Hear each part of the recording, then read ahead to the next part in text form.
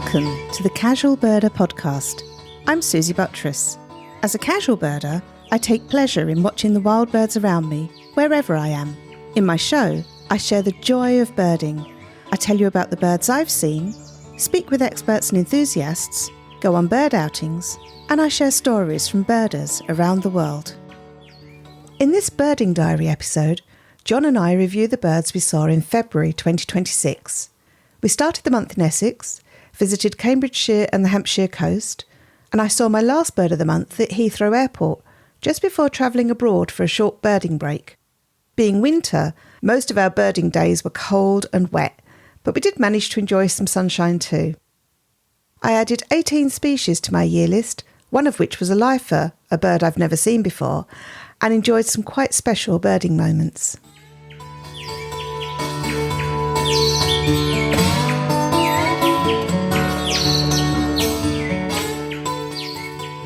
John, welcome to the show. Thanks, Susie. Good to be here again. I'm looking forward to hearing what birding you did as well, because we didn't always bird together.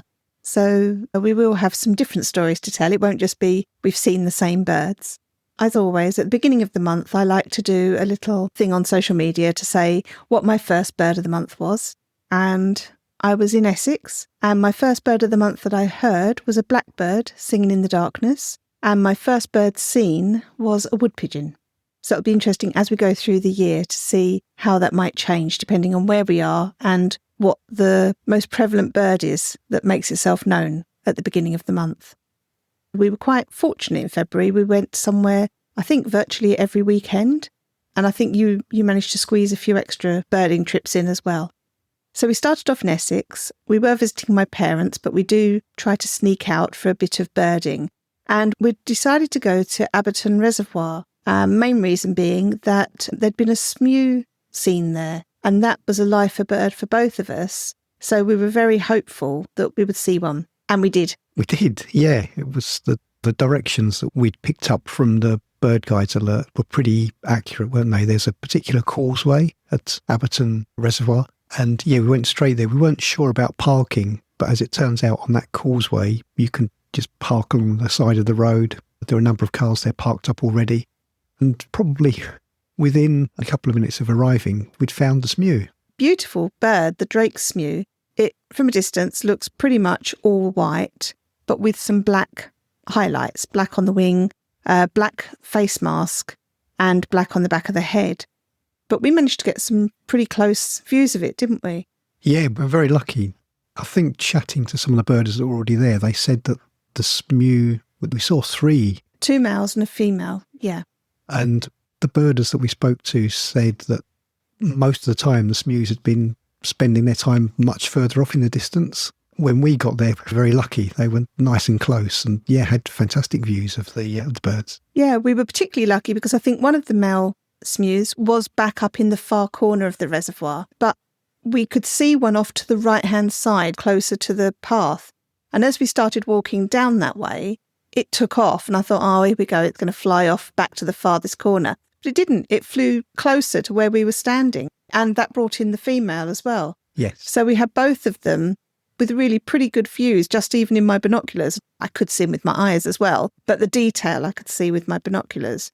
And I hadn't realised they had a crest. Males have a crest.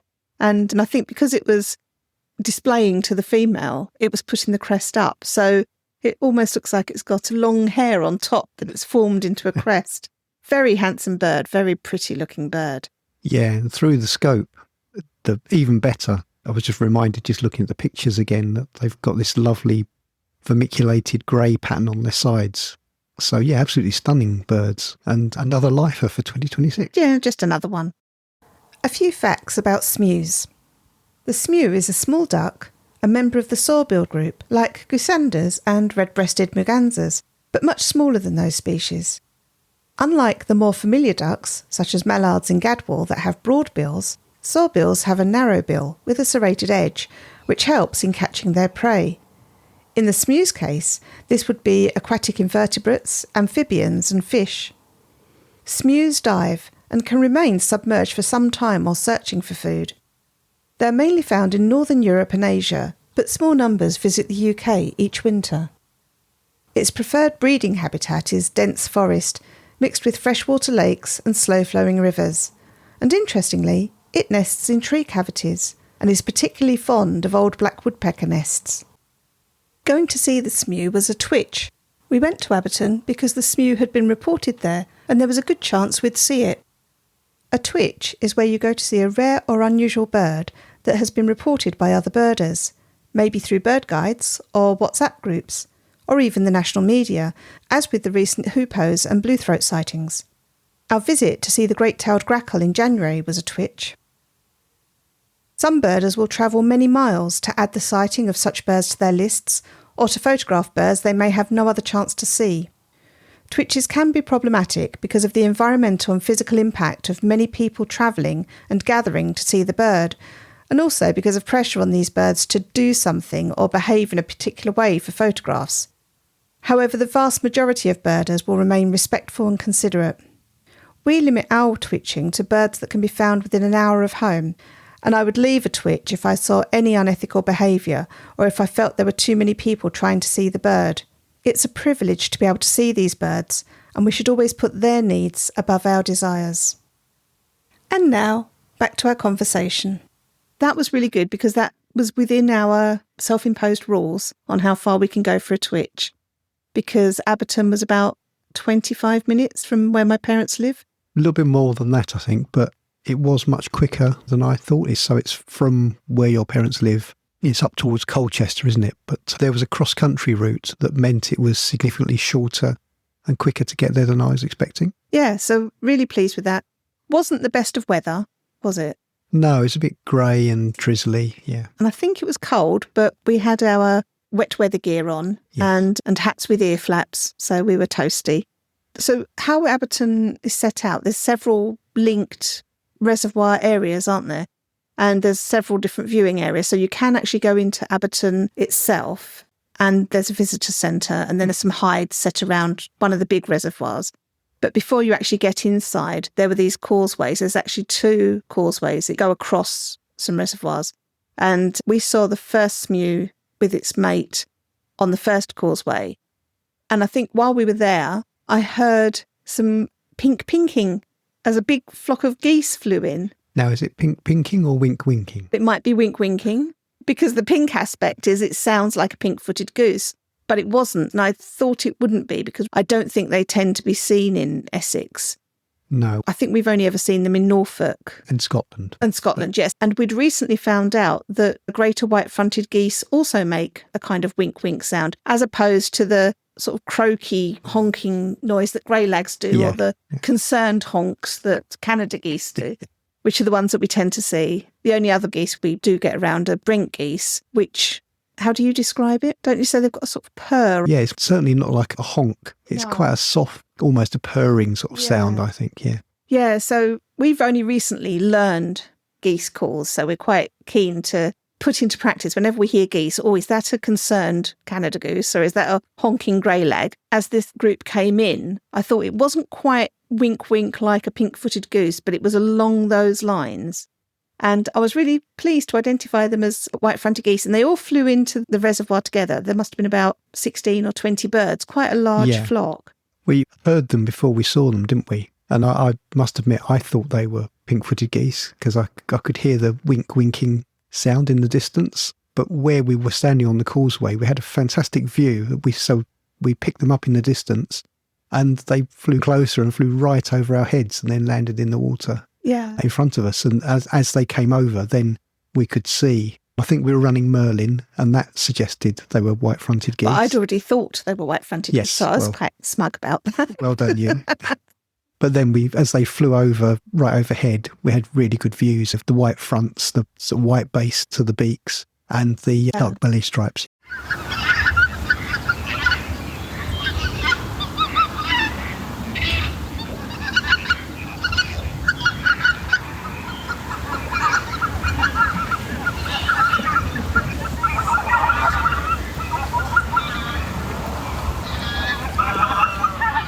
You'd already been looking through your scope, hadn't you, and really searching along the far shoreline to see what else was around. Yes. And what else did we see? We saw linnets. I think they might have been our first linnets of the year. There were greylags around Oh, there was one barnacle goose Oh, yes. that swam along in front of us. So that was Yes. quite nice because that was our first barnacle goose of the year as well. It was my first barnacle goose, but I think you'd already seen one up in Norfolk, hadn't you? Yes, that's right. I had barnacle goose at Holcombe when we'd gone 2 different ways. I think you'd gone on to try and see a particular bird and I'd stayed behind. And I'd stopped and looked over this farm field where it was a fantastic sunset. There were cormorants sitting in a tree against this red sky, which made it look very savannah African-like. And then I saw some barnacle geese as well. And I did send you a message, but you walked past the area where I was and we didn't manage to catch up with each other. So you missed out on the barnacle geese. So I was really pleased that you got that one at Abberton. On that occasion in Norfolk at Holcombe, I also missed out on the pesky Hume's leaf warbler, which is what I'd gone off to try and find. But yeah, but I didn't get that either. So we both missed out. Don't know why we didn't mention that in the other. There was too much to talk about in the other episode. But anyway. One of the other things we spotted there was a black swan. Yes, bizarrely. A bit unexpected, yeah. Just as we were scanning through the greylag geese, we found a black swan. Of course, that doesn't really count on our list and it doesn't show up in our year list either because it's most likely an escapee from a collection somewhere. Yeah, we've seen black swans a few times, haven't we? And I always add them to my eBird list, but eBird is obviously trained to recognise that a black swan in the UK is very likely to be an escapee. So as you say, it doesn't really count. Well, it doesn't count at all for the year list. So Smew was new. We had a Chetty's warbler on that day, which was new for the year. Was it? I think new for the year for me, but we also managed to see some really nice goosanders, quite handsome male goosanders quite close by. Oh, and the other thing we saw, because then we moved over to the other causeway before we actually went into the reserve. We were running out of time by then because there's only so much time we should go birding when we're supposed to be visiting relatives. But we saw you spotted some ruff. Yeah, again, the second month running. Whereas last year, it was a real struggle to see ruff, it seemed. So yeah, second month running and really nice views of ruff again. Really good views, yeah. So you had the scope on them, but they were pretty close anyway. But the visibility was getting poor, wasn't it? Yeah, the rain was getting harder by that point. It wasn't particularly comfortable. No. So we stopped off into the visitor centre and we went into one of the hides there and we saw another ruff walking along the shoreline just in front of us. Yeah, that's right. We had hoped to see black-necked grebe because they'd been reported there, but unfortunately we couldn't spot one. No. It was a good few hours birding and absolutely brilliant to have got the Smew because it's a bird that I've seen pictures of and I've always thought, wouldn't that be a lovely one to see? The other thing I was just going to mention was we had a really lovely view of common goldeneye again. Yes, and quite close, very close in fact. Yeah. Yeah, first time I'd been to Abberton Reservoir. It's Essex Wildlife Trust, isn't it? And I was very impressed. I will give a shout out to Peter, who I was chatting to while we were looking around at the Smew. And he gave us some tips about what birds were around and where to see them, because there had also been a greater scaup and lesser scaup seen there. But we didn't end up seeing those. But thanks, Peter. We did appreciate the info. That was very kind of him to share all that.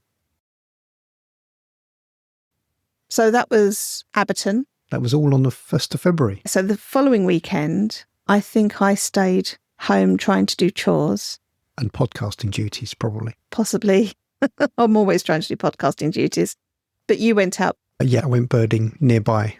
I won't say exactly where because I found a goshawk there, which was fantastic. And I don't really want to reveal where I came across that.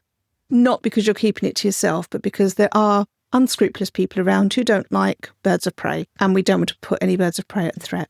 Yes, a trusted birder friend, I'll happily tell them where this was. But yeah, I don't really want to announce where I came across this goshawk. Because exactly as you say, they are the sorts of birds that can be persecuted on occasions, and I absolutely don't want to be party to that. But you were thrilled. You came back buzzing that you'd seen one or heard one. Yeah, so I didn't see it. I heard what I thought was the call of a goshawk.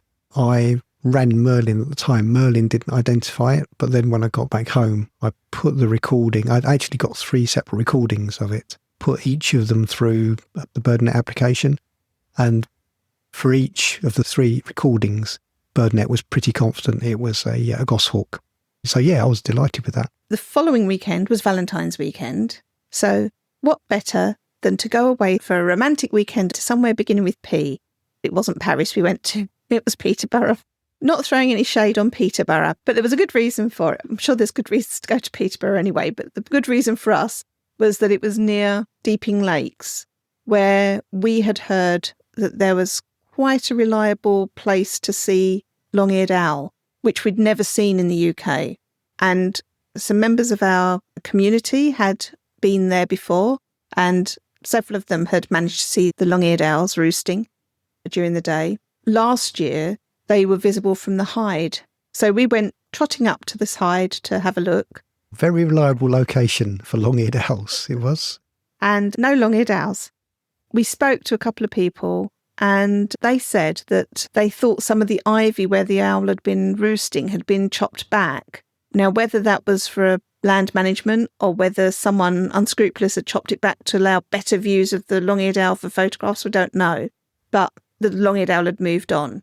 Now, we have heard since that it might have gone back to that location, but it wasn't there when we wanted to see it. Oh, but before that, there was a greater scaup in the pond by the car park. Yeah. And it took us a bit of a while to see it, but I found it.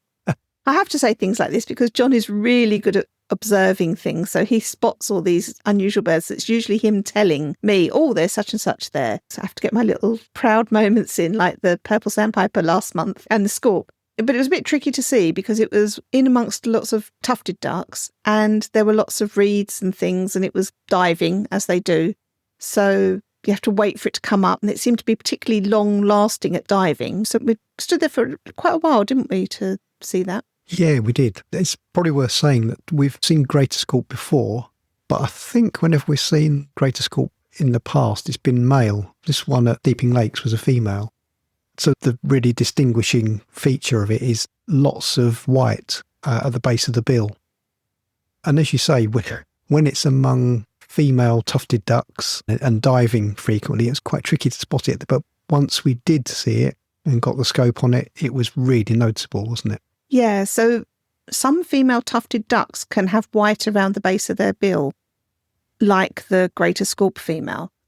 But there is a difference. So for the female tufted duck, there's a little bit of a tuft, but they don't always have this little crest. Sometimes there can be white around the beak, but just a small amount. But the tufted duck has a greyish bill with a broad black tip, and there might sometimes be a little bit of a hint of a white stripe behind that broad black tip.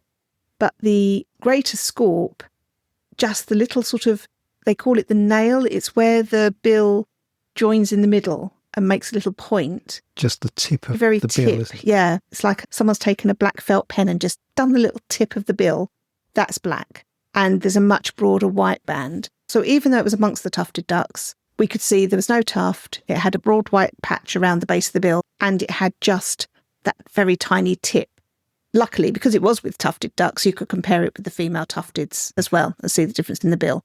So we were confident that what we'd seen was the greater scaup female. Yes. So anyway, that was quite good.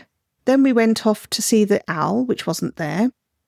But we had heard that there was a little owl just further along, so not from the hide, but if you walked along the canal, along the bank, and went round the bend, yes, you'd find a little owl.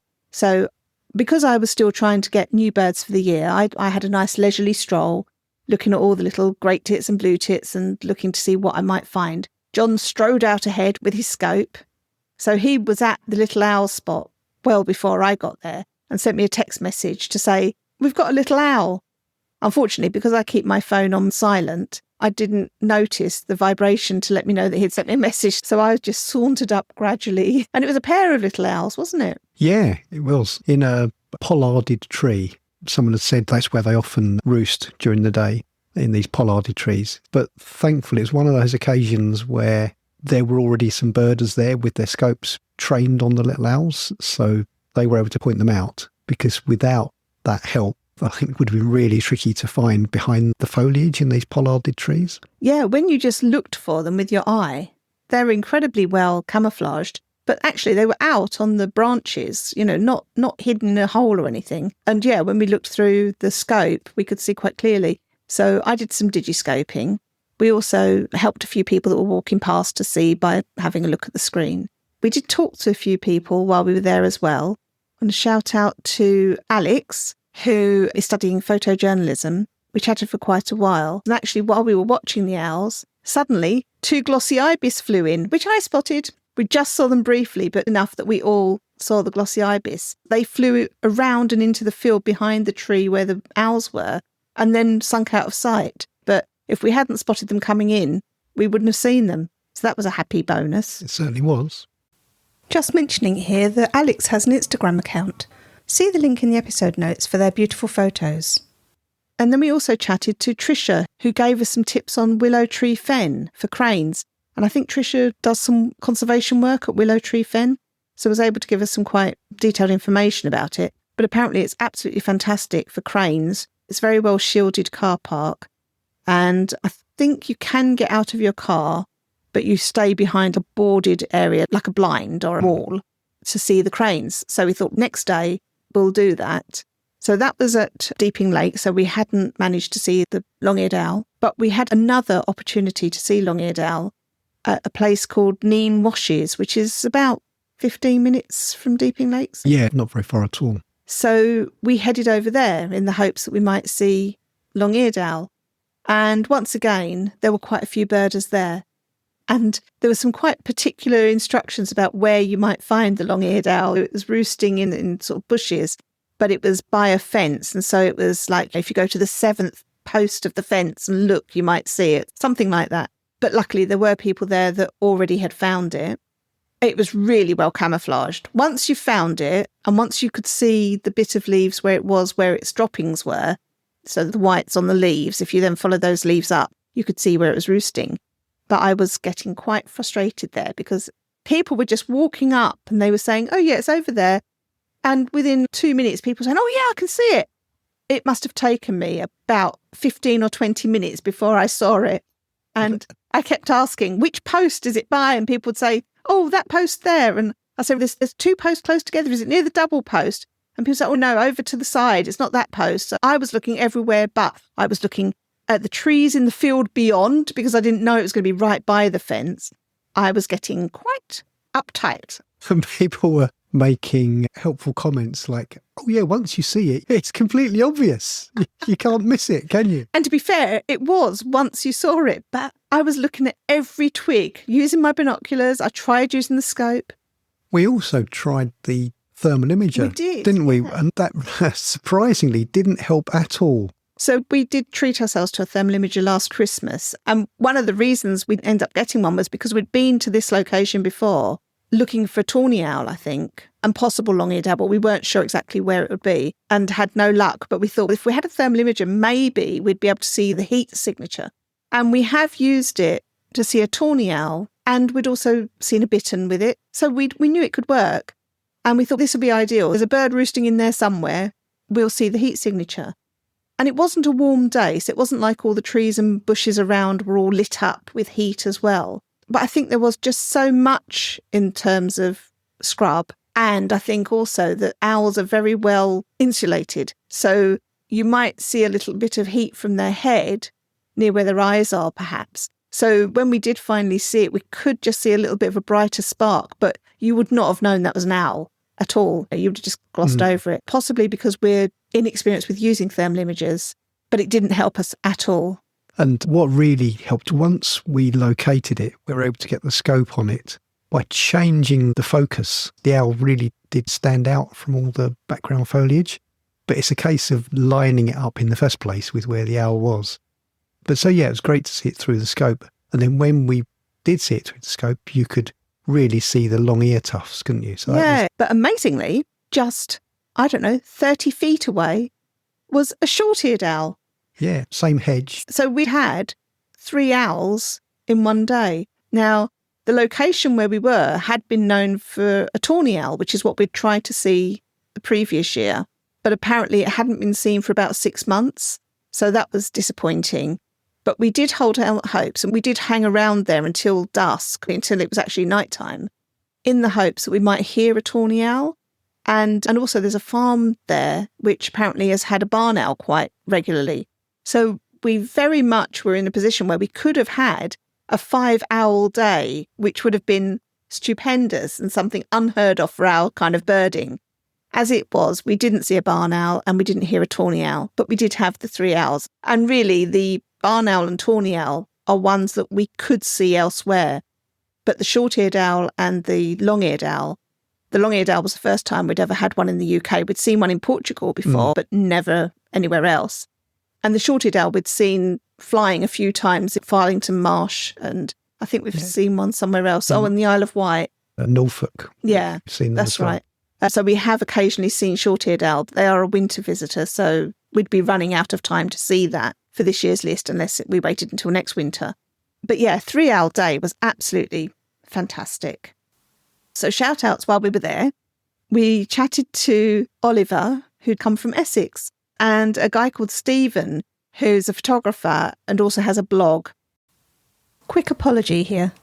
If you're listening, Stephen, I'm so sorry, but I lost the details to your website, so I can't link to it in my notes. Please do let me know it, as I'd love to share your beautiful photos and blogs with everyone. And Stephen is quite a jovial chap and is full of banter and lots of teasing and very lively kind of person. And we also chatted with Gareth from Leicestershire, and we were just all standing around, and it was getting quite cold by then as the light was fading, in the hopes that we would see the barn owl and the tawny owl. So thanks very much to all of them for making that time go so well. It was lovely meeting these people and just having lots of laughs while we were waiting. I'm sure the long-eared owl and short-eared owl were thinking, shut up, we're trying to roost here. But they must have left at some point and we didn't even notice, even though we were watching the hedge. So clearly very well camouflaged and very stealthy birds. One thing I will say about the owl roost at Nene Washes is that everyone was very respectful and gave the birds space. The location is somewhere where walkers and dog walkers would walk frequently, and we all stood well away from the hedge on an embankment, so there was no disturbance to the roosting owls. Can I mention another bird that I spotted? Oh, you can? So I'd gone off with the thermal imager to try to see if I could spot the tawny owl where it had been reported as roosting previously. I didn't have any luck with that. That was maybe a quarter of a mile walk along this bank. And then as I was walking back, I noticed a small dark raptor that was chasing a small bird, chased it into the hedge, the same hedge that we'd seen the owls in, and then out again, and then it flew across the water at Nene Washes. So interestingly, while I was standing with Oliver and Stephen, we'd also seen a bird fly past across the water and out really fast, a raptor. So over to John. So yeah, when I got back to you and the group, I said, I don't suppose anyone saw a merlin just now, did you? And we said, no, we saw a peregrine. And then with a lot of debate, we thought maybe that hadn't been a peregrine. It seemed so fast and it was chasing another bird. It felt like a peregrine. But then when John raised the idea that it might have been a merlin. I'd seen this raptor quite close up. Like I say, it was small. It was definitely smaller than a peregrine and very mobile. The way it followed this small bird it was chasing into the hedge and then dashed out again and flew across the water. I knew it wasn't a peregrine. I was 90% sure that it was a merlin. My immediate thought had been peregrine, but that's because I don't have a great deal of experience with merlins. It's not a bird we see very often, is it? No, we've seen a couple of times, but yeah, I've not had enough experience with them yet. So that day, although it was February, so by early evening it was quite cold. Most of the day it had been quite bright and sunny. Far better weather than the following day, which I'm sure we'll come on to shortly. Let's come on to it now, shall we? Okay. So, yes, we stayed at the hotel. Can't remember if we had a Valentine's meal. In fact, I think we ended up being so tired we didn't have dinner that night, did we? We just fell into bed when we got back to the hotel. Think you might be right, yeah. So that was our romantic weekend away. But we'd seen the owls. That was the important thing. So the next day, not too far away, a snow goose had been sighted in amongst a flock of hooper swans. Yes. So you might think a white goose in amongst a load of white swans. That's going to be fun to pick out. Obviously, it would be shorter neck and a stubbier sort of body and black patches on the wings. But unfortunately, do you want to tell why it was unfortunate? It was quite a distance away. We'd used bird guides, again, to pick up the alert and see the recommended spot to try and see the snow goose. We went there. We could quite quickly see whooper swans off in the distance. I reckon they were half a mile away. We could see that they were swans. I think through the scope we could see that they had the yellow and black, so they weren't mute swans, they were whooper swans. Yeah. And the field had furrows in, so sometimes you would just see a head come up. Yeah. There was that. But to make matters far worse, although it had been a lovely sunny day the previous day, the Sunday, we actually had a bit of a snowstorm. So we were trying to find a single white bird, snow goose, amongst a couple of hundred whooper swans, about a quarter of a mile away, in a snowstorm. It proved quite tricky. We had waterproofs on, we had big thick hats on with ear flaps, we had big thick gloves on, and we stood there for a good, half an hour, 40 minutes. We really did try. Long enough to get quite cold and wet. Yeah, but just to be looking through the scope or even through the binoculars at white flakes of snow coming down, being blown across the field at a 45-degree angle because it was quite windy as well.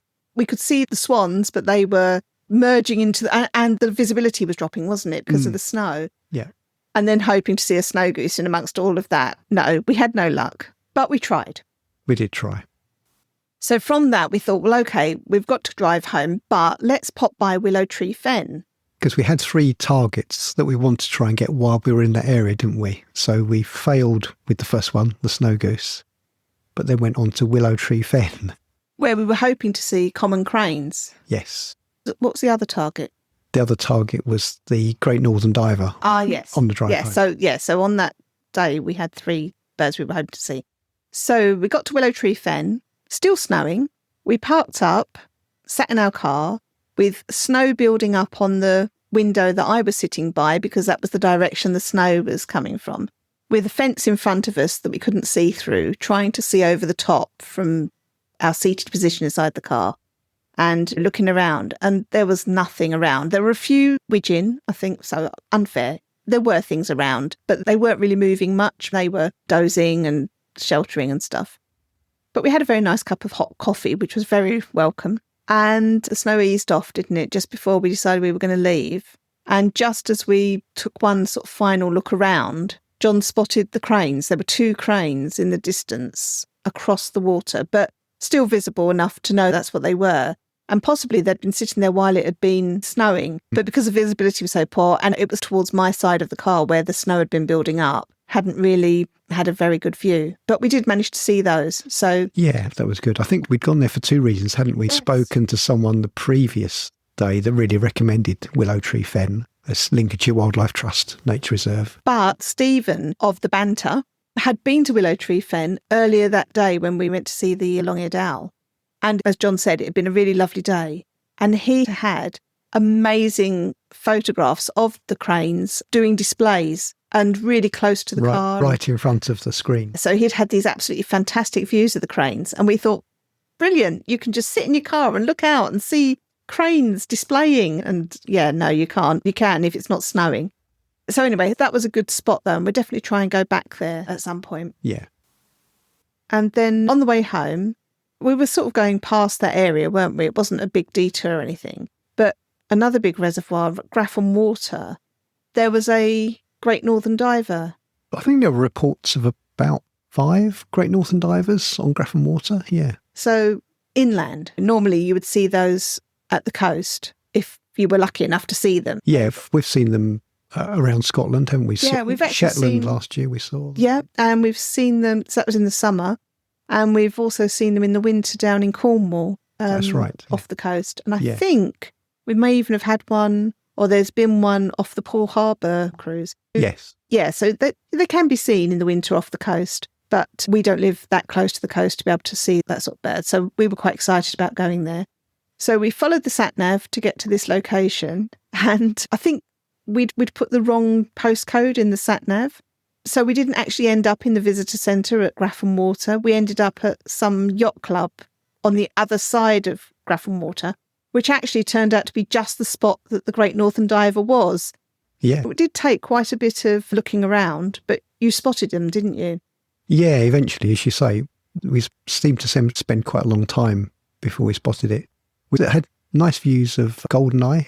First of year yellowhammer. First of year yellowhammer, surprisingly. Yeah, it took us a while to spot the Great Northern Diver, but then once we did spot one, it was unmistakable, wasn't it?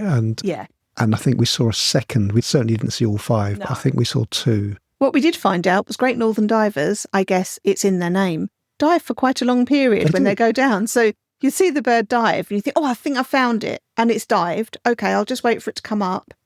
It's got to come up soon.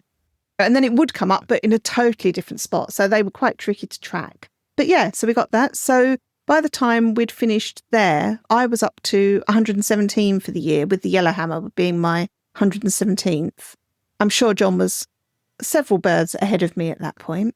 I don't think I was very far ahead of you. I was maybe on 122, something like that. Just another 5. So the following week, because it's all about weekend birding for us at the moment, we decided to go down to the New Forest for 2 target birds. The first one was a great grey shrike, which we had seen last winter, and it was still around. So we went to the location where it had been seen, and we were there for probably a good hour, but with no luck. But what I got was woodlark. I don't think you got woodlark there, did you? No, I've still not seen or heard woodlark this year. I was quite pleased with myself because I recognised the song, because we have a little spot that we go to in the New Forest where they're very reliable, don't we? And last year we were getting some really good singing from them during the beginning of the breeding season. Yeah. So I was able to get my ear in on what they sound like. And they do say that woodlark is one of those species that does start singing quite early in the year. It was 3rd week of February. So yeah, I think that's not unusual to hear woodlark. It's just I didn't. And I did. I was quite pleased about that. So the great grey shrike had been something that we were hoping for. While we were there, another shout out, while we were there looking for the great grey shrike, there was a young birder, Sammy, with his mum, who was also looking for it. I think Sammy was quite a keen birder, and his mum was very good at taking him around to all the locations where he wanted to go. But just a shout out to Sammy, and maybe one of our future conservationists. Always good to meet the young birders. But from there, we went down to Normandy Lagoon, which is it's becoming, I think, one of our favourite spots down in the sort of Key Haven, Lymington area. Yeah. And that was where we went last year to speak with Amy, all about the roseate tern. The roseate tern, yeah. Once again, weather wasn't really on our side. Weather was terrible. I believe it was quite windy and cold. It was certainly very wet. So once again, the waterproofs came in very helpful. But also where we were standing, there's a path around the lagoon that's kind of up on the breakwater. There's another path that's below the breakwater. So we chose to do a lot of standing around on that. We did at one point go back up onto the top in the hopes of seeing eider. Oh, and also there was some grebes that we'll come on to. But that was like looking out into the wind with it making your eyes water and just freezing. But the good thing about on the lagoon, you spotted a spotted red shank. Really nice views of that as well. And that's a bird that I'm only really starting to learn the difference between that and common red shank. It's got longer legs, hasn't it? Yeah, and longer legs. Has it got a longer bill? I think it must have, because it will go in deeper water than a red shank. It's hard though, isn't it? Because they're not birds that we see very often. So we see common red shank quite a lot. And spotted red shanks, I reckon we maybe see a couple of times a year if we're lucky. Yeah. So it's hard to, when you see them that infrequently, it's hard to get used to their distinguishing features. So the things I've learned to look for are, longer legs, but that's only really helpful if there's common red shanks around, unless it's wading in the water a bit more. So you feel like that's a bit longer. But it's also got a white supercilium that goes beyond the eye, whereas the common red shank, if it has any white at all, it stops at the eye. John is just now looking it up to confirm or deny. Bear with. Yes, I'm just looking at a picture of a spotted red shank. And of course, the picture that comes up when you search in eBird is it in its summer plumage. Yes. Completely unmistakable because it's very dark, not black, very sort of dark chocolate brown with a sort of spotty pattern on its back. Yeah, so let's start again. Spotted red shank, if you should see it in the summer plumage, is absolutely unmistakable, just looks like a really dark bird with a mottled, as John said, chocolate brown back. a very dark head. However, this is in the non-breeding season. So in non-breeding garb, it does have longer legs and a longer bill than the common redshank. And it also has, how would you describe the back? I think it's the overriding impression in the winter plumage is that they just look very pale grey, more pale on the breast and the belly, but even on the back, quite pale, slightly patterned pale grey colour, but much more slender than a common redshank. Still with the redshanks, the red legs, I always think that the bill is much finer and longer than on a common redshank. Then the other thing that you were saying is about the more noticeable pale above the eye and then going forward towards the base of the beak. But the common redshank also has paleness from the eye going forward. The spotted redshank has it extending beyond the eye.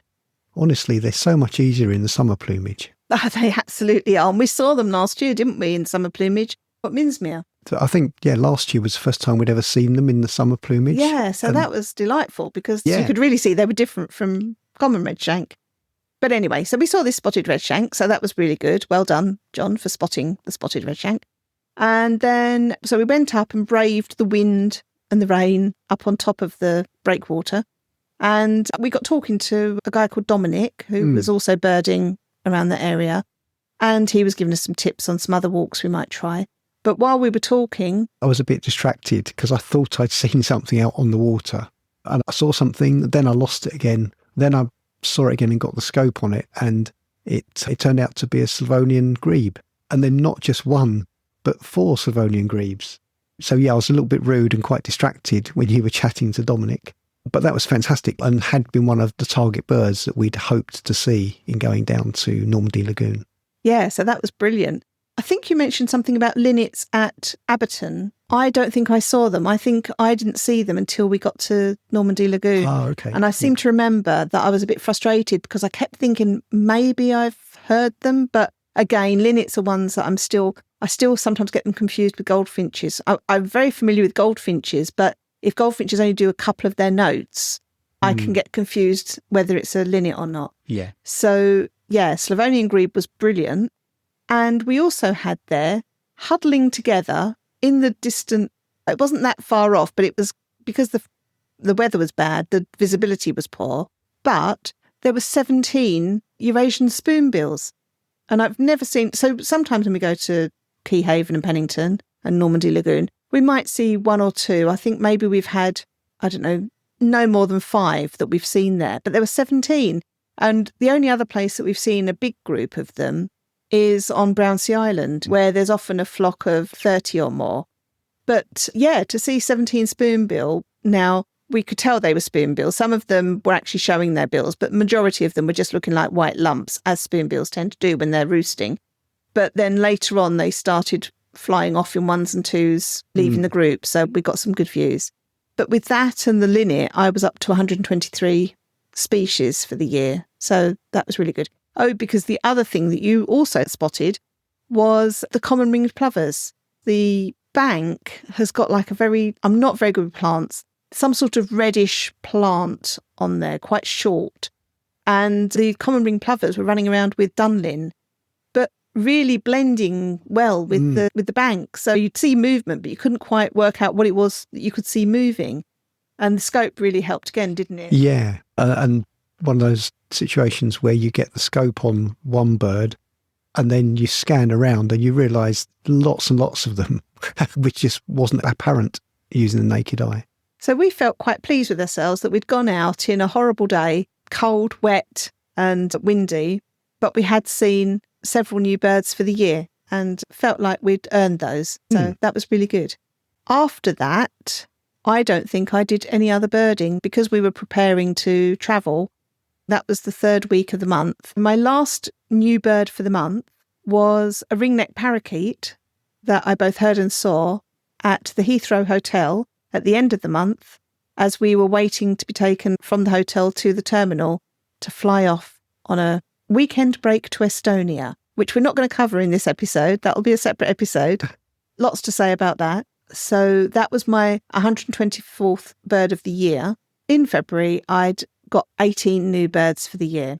But we'd done some lovely birding, just some very cold and wet birding as well. But we'd seen some really great birds. So I was happy. How about you?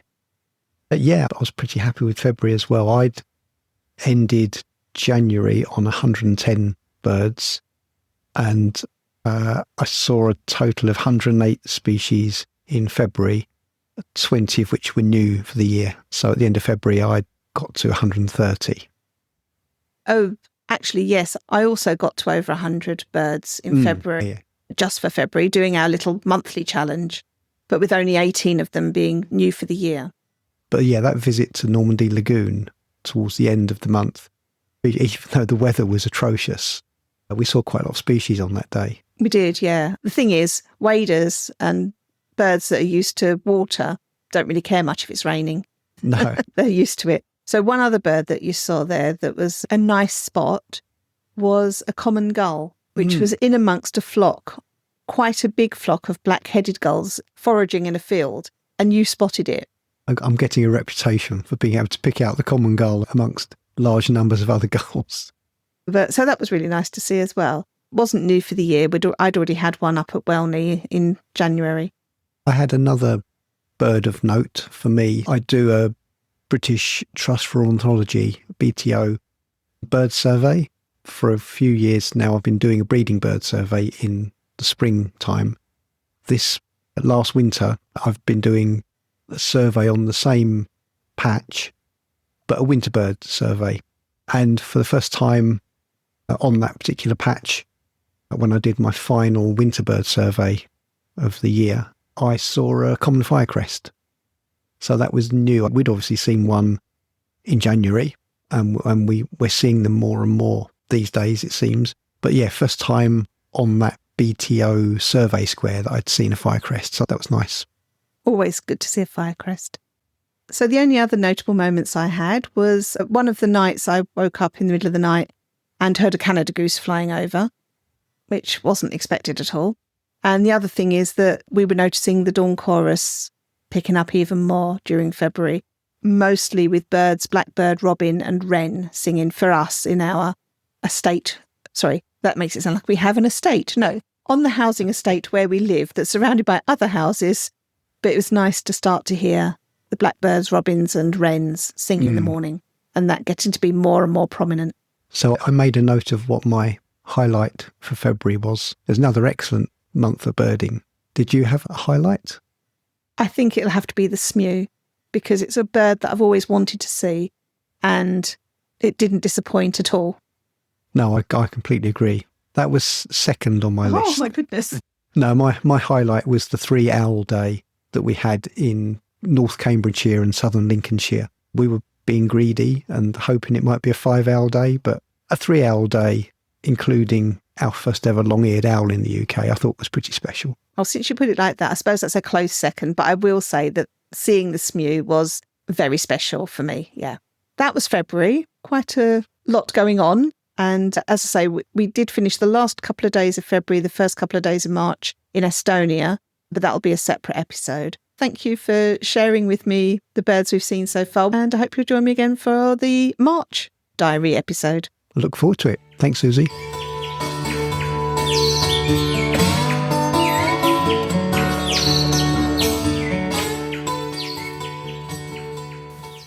I love to hear what birds you've been seeing, so do send me a message on the contact page on my website, casualbirder.com. And I want to give a shout out to our wonderful Casual Birder community, hosted on Circle. With really friendly and knowledgeable members, it's our space to share trip reports, photos, ask questions of the community, and just hang out. Recent posts in the community include birding in Scotland, our global big day activities, beautiful bird photos from various members, and questions about bird identification and photo editing software. Oh, and there's also a post from me about a little bit of kit that I created to allow us to attach a small plate to our tripod to place a coffee cup on when we take a break when we're out birding. The Casual Birder Bird Club is a monthly online club with regular attendees from the UK, Germany and Canada. We share our recent bird sightings, photographs and enjoy special guest presentations. It's now an exclusive perk for our community. So if you've ever thought about joining us, Sign up using the link in the episode notes and enjoy a free trial period. We'd love to see you there. If you'd like to help support the show's production, you can buy a virtual coffee at ko-fi.com. The link is in the episode notes. We recently took part in the Global Big Day. We had a wonderful time, all of us birding in our own locations but sharing our observations with the team account. We came 18th out of the top 20 teams taking part that day. There's another big day in October and again next May. So if you'd like to join us and be part of our team for a future event, sign up to our email list. I promise that you will not be overwhelmed with emails, and it really is the best way to keep up to date with our events and news. My thanks to Randy Braun for designing the artwork for the show, and to the Drones for the theme music, Short Sleeve Shirt. Check out their website at dronesmusic.net. Thank you all for listening, and I hope you'll join me again for another episode of the Casual Birder podcast.